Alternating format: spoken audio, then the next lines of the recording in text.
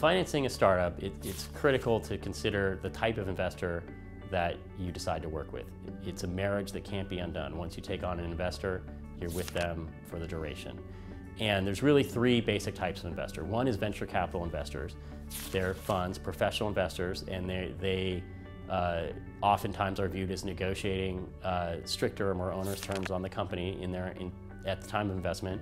And there's a lot of restrictions that ongoing in connection with that. You have monthly board meetings, you'll be required to provide information. You really have investors that are very closely monitoring what the company's doing. A strategic investor would be a company in the industry or a related industry that's investing for two reasons, partly for financial return, but partly also for their business considerations.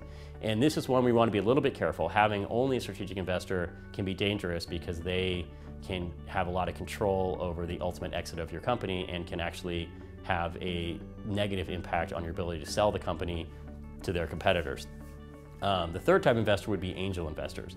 Angel investors is very common in the current environment. There's even super angels where the deals have started becoming $1 million, $2 million deals led by angel investors, which is great. They're often less valuation sensitive than venture capital investors are. And it's a lot more flexibility going forward. And one issue people need to consider is that when the going gets tough, venture capital investors, if they invest $2 million, they've probably reserved $5 million for future rounds of financing. So if a recession comes out of nowhere, they still have cash in reserve to support you. With angel investors, that's not necessarily the case. The stock market drops by 30%. The amount of cash people have that their spouses allow them to invest in startups probably drops by 80%. And so you don't necessarily have existing investors that will support you through tough times.